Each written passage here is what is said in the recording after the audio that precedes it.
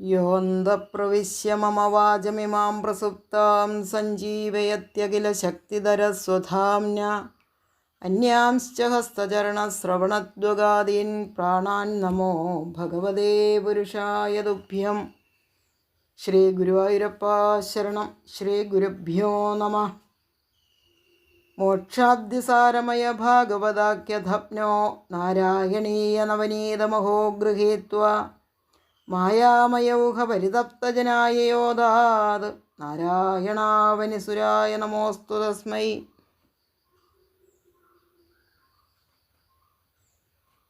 നാരായണീയത്തിൽ ഗുരുവായൂരപ്പൻ്റെ മഹത്വമാണ് എവിടെയും പ്രതിപാദിക്കുന്നത്.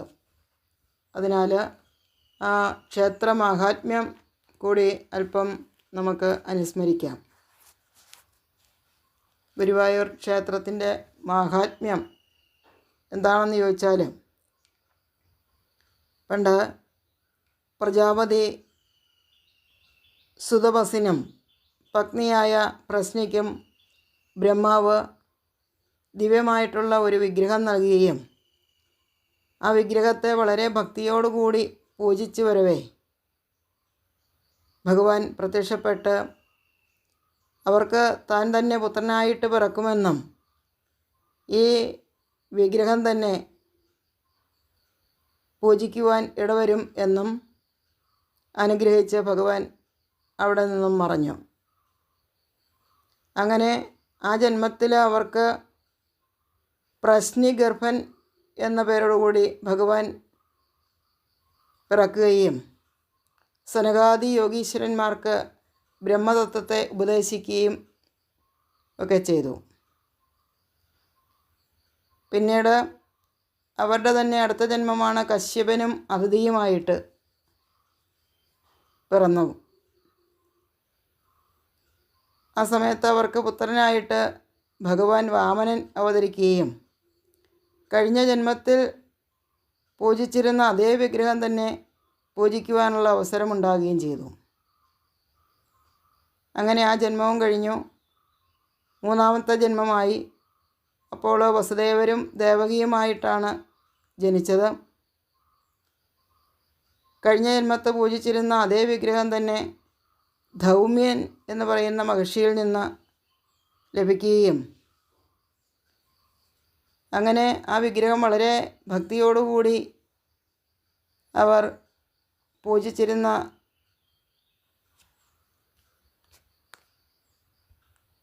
സമയത്ത് മഹാപ്രളയമുണ്ടാകുകയും ദ്വാരക കടലെടുക്കുകയും ഒക്കെ ചെയ്തപ്പോൾ ദേവഗുരുവായിട്ടുള്ള ബൃഹസ്പതി അദ്ദേഹത്തിൻ്റെ ശിഷ്യനായിട്ടുള്ള വായുവിനെ കൊണ്ട് കടലിൽ നിന്ന് ആ വിഗ്രഹം വീണ്ടെടുക്കുകയും ഇത് എവിടെ പ്രതിഷ്ഠിക്കണം എന്ന് ചിന്തിച്ചിരുന്ന സമയത്ത് സാക്ഷാത് മമ്മിയൂരപ്പൻ അവിടെ പ്രത്യക്ഷപ്പെട്ട് അത് പ്രതിഷ്ഠിക്കേണ്ടതായിട്ടുള്ള സ്ഥലം കാണിച്ചു കൊടുക്കുകയും ശ്രീപരമേശ്വരൻ്റെ നിർദ്ദേശപ്രകാരം ഗുരുവും വായുവും ചേർന്ന് ആ വിഗ്രഹത്തെ ദിവ്യമുഹൂർത്തത്തിൽ ദക്ഷിണ ദിക്കിൽ പ്രതിഷ്ഠിച്ചു. അങ്ങനെ ഗുരുവും വായുവും ചേർന്ന്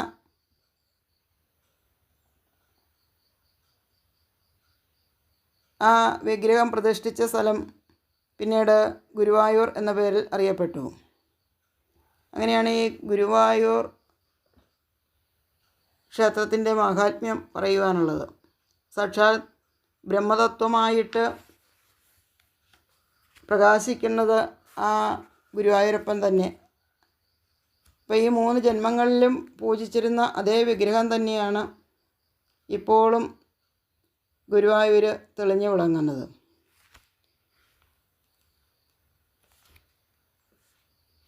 അഷ്ടാദശ പുരാണങ്ങളുടെ സാരസംഗ്രഹമാണ് ശ്രീമദ് ഭാഗവതം.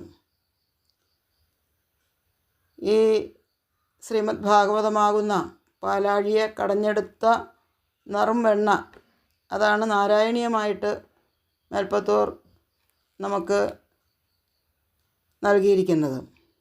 ധാരാളം മന്ത്രങ്ങൾ ഈ ഓരോ ശ്ലോകങ്ങളിലൂടെയും നമുക്ക് ലഭിക്കുന്നുണ്ട്. അത് അറിഞ്ഞു പഠിച്ചാലും അറിയാതെ പഠിച്ചാലും ഒക്കെ അതിൻ്റെ ആ ഒരു ഫലം നമുക്ക് ലഭിക്കുന്നതാണ്. അതായത് കുട്ടികൾക്ക് ഔഷധം കൊടുക്കുമ്പോൾ അത് ചിലപ്പോൾ നമ്മൾ പാലിലോ ശർക്കരയിലോ ഒക്കെ കുഴച്ച് കൊടുക്കും അല്ലേ, അല്ലെങ്കിൽ അങ്ങനെ കൊടുക്കുമ്പോഴത്തേക്കും അത് ആ കുട്ടി കഴിച്ചു കഴിഞ്ഞാൽ അതിൻ്റെ പ്രയോജനം എന്തായാലും ലഭിക്കും എന്ന് പറഞ്ഞ പോലെയാണ്. നമ്മൾ അറിയാതെ ഇത് പഠിച്ചാലും അറിഞ്ഞു പഠിച്ചാലും ഫലം ഇരട്ടിയാണ്. അങ്ങനെയുള്ള നാരായണീയത്തെയാണ് നമ്മൾ പഠിക്കുവാനായിട്ട് ശ്രമിക്കുന്നത്. മേൽപ്പത്തൂരിന് ഇത്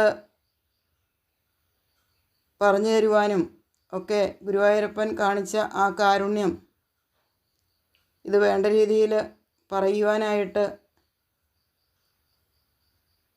ഈ ഉള്ളവൾക്ക് നൽകണമേ എന്ന് ഗുരുവായൂരപ്പനോട് പ്രാർത്ഥിക്കുകയാണ്. നാരായണീയത്തിലെ രസം എന്താണെന്ന് ചോദിച്ചു കഴിഞ്ഞാൽ ഭക്തിയാണ്. ഭക്തി എങ്ങനെ ഉണ്ടാകും, ഭഗവാൻ എങ്ങനെ സന്തോഷിക്കും എന്നുള്ളതൊക്കെ നമുക്ക് ഈ ഓരോ ശ്ലോകത്തിലൂടെയും മനസ്സിലാക്കുവാനായിട്ട് സാധിക്കും. സാന്ദ്രാനന്ദാവബോധാത്മകമനുപമിതം എന്ന് തുടങ്ങി ആയുരാരോഗ്യ സൗഖ്യം എന്ന് ഉള്ള അവസാനം ഈ ശ്ലോകങ്ങളിലൊക്കെയും നിറഞ്ഞിരിക്കുന്നത് ഭക്തിരസമാണ്. അപ്പം നമുക്ക് ആ നാരായണീയത്തെ അറിയേണ്ട രീതിയിൽ അറിഞ്ഞ് പഠിക്കുവാനായിട്ട് ജഗതീശ്വരൻ അനുഗ്രഹിക്കട്ടെ എന്ന് പ്രാർത്ഥിച്ചുകൊണ്ട് ഹരേ കൃഷ്ണ, ഹരി ഓം നാരായണ.